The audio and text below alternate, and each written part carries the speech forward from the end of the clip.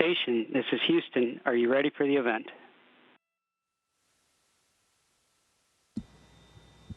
Houston Station, ready for the event.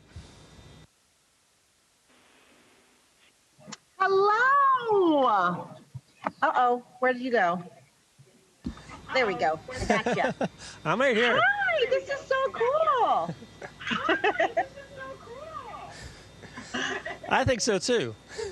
I love it. Steve and Bowen, thank you so much for doing this with us. Okay. First things first, talk about how long you've been there. How has it been aboard the space station thus far? I know you've done several, space flights here, but talk about this one in particular that you're doing. Yeah, this flight is very different from anything I'd done before. My 3 previous flights, more than 10 years ago, they were all space shuttle flights, and they were only about, 10 days to 2 weeks long onboard space station. So we helped build the space station. Now getting the chance to live on board for 6 months, it's a totally different experience.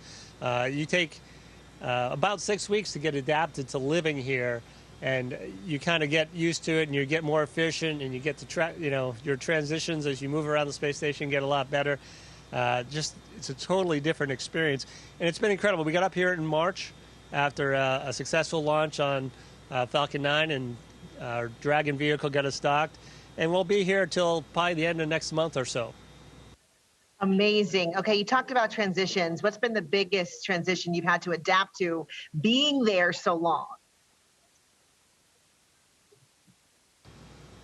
Pretty much the biggest transition to being here so long is myself and my body and understanding. And as it gets more adapted to living on space and everything that goes along with that, the lack of this microgravity environment we exist in, because I can kind of just float around here, and but everything floats. So when you open up a bag or a locker, all the things float away, and you got to chase them down. And getting those skills and getting those habits established are really, really important, and that's a big part of our adaptation. I love that. Talk about a new normal. So, we know you're from Cohasset. A lot of New Englanders watching, of course, wanting to see you and talk about your experience, and folks who are interested in going down this path as well. Talk about kind of your education experience and any ties from being in this area that maybe you're applying to where you are right now.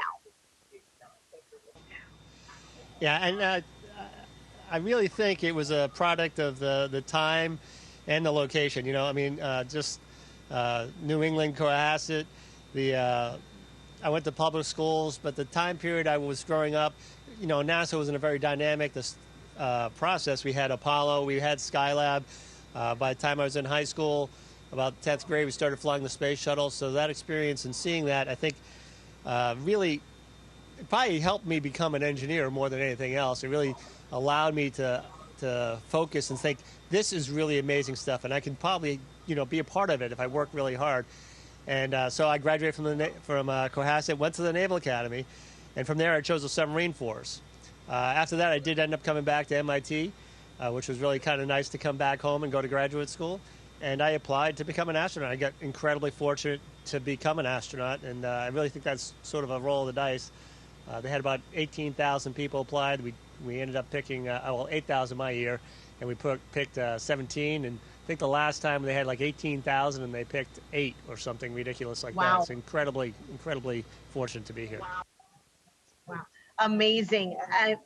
Talk about some of the work that you're going to be doing for the remainder of your time and that you have been doing on board.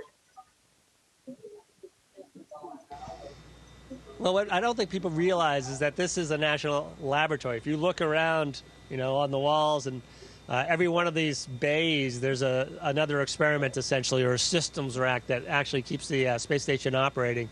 So there's hundreds of experiments going on board all the time, some of which we do need to participate in and get our hands in and help process, and we spend time fixing the racks. But we also are part of the experiment, understanding how the human body reacts in this microgravity environment, and the long duration experience in space is really a big part of the science that we are doing. We've done modifications to the space station while we've been on board, and it's just it's an incredible national laboratory that's been continuously manned for almost 23 years. It's absolutely amazing.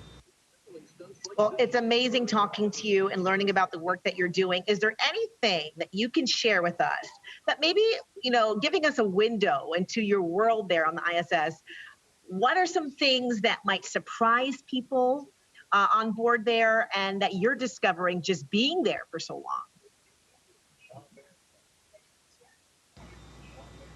That's an interesting question. I really haven't thought too much about it. I think the realization that, this is a laboratory, and, we're doing hundreds of experiments all the time, whether we're directly involved or not. I mean, so much of what's going on here is absolutely incredible, and it's hard to grasp the impact. And also, it's basic research, so it's really looking at how things react to these aspects of this environment. And ultimately, the goal is to make life better on Earth and, allow us to live further and further in space as well. So again, like I mentioned earlier, I grew up in a very dynamic time for NASA, and we're right back in that again. I've had friends that been there 20, 30 years that have said this is the most exciting time to be in space. Absolutely. I mean, what an honor to be a part of that and to be there and seeing you, a local guy who's done amazing work and continuing to do amazing work. We really appreciate your time and sharing with us. Thank you. Oh, thank you very much for having me on. Really appreciate it. And enjoy the summer up there. I'll hopefully get up in that area sometime in the fall. Station, this is Houston ACR. That concludes our event. Thank you to all participants from CNN and WCVB. Station, we are now resuming operational audio communications.